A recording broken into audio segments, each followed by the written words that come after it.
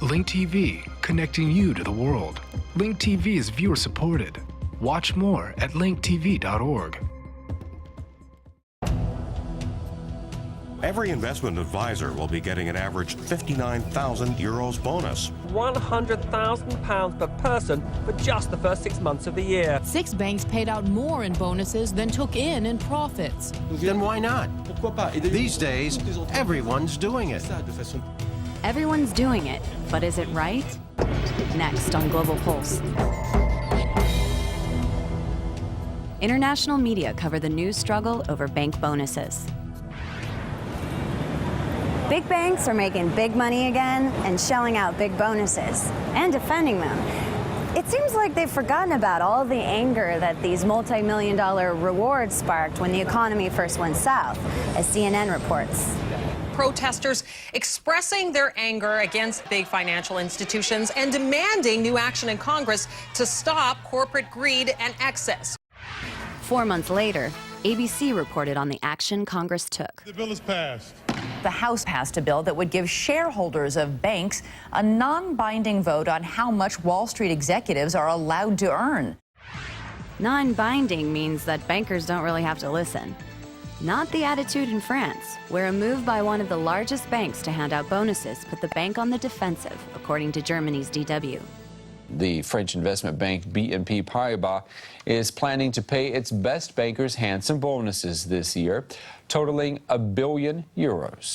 In France, the bonuses are controversial. People haven't forgotten. And BNP Paribas was given €2.5 billion in state loans. BNP Paribas is convinced its workers are worth every cent they're paid. They've got to stay attractive for good people. Then why not? Why not? For one, it drew a sharp warning and an investigation, according to France's TV5. Are bad habits returning to the banking sector? Several policymakers are crying scandal, and the Minister of the Economy herself called on the banking sector to exercise extreme vigilance in the face of corruption. The BNP bonuses made the French government more determined to crack down on banks, as Al Jazeera reported. The French believe this is the time to be bold. Paris has just announced tough new measures on domestic bankers. I remember a few months ago, it was all about, if there is too much regulation, is going to kill creativity in the banking sector. Well, thank you very much for creativity. We don't need too much of that. French President Nicolas Sarkozy may have his reasons for being bold. In terms of satisfaction with how their governments have addressed the financial crisis, a BBC opinion poll finds the French are the least satisfied of these 4 countries, while Americans are the most satisfied.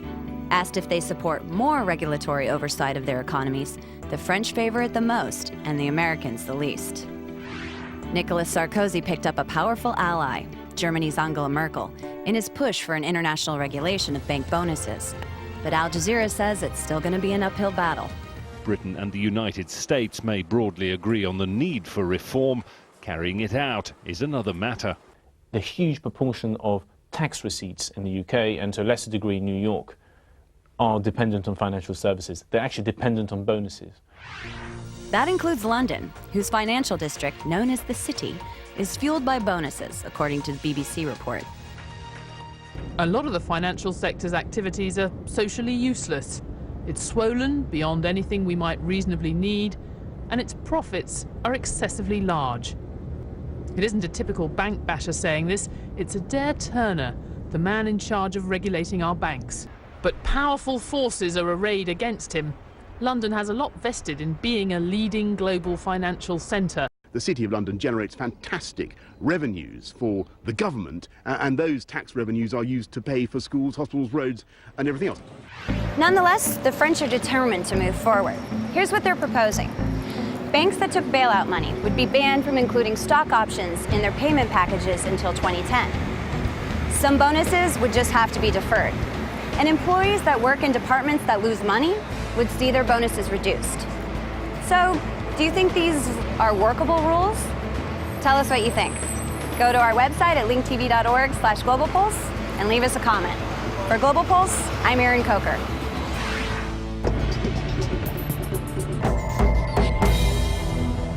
Global Pulse is off for 2 weeks.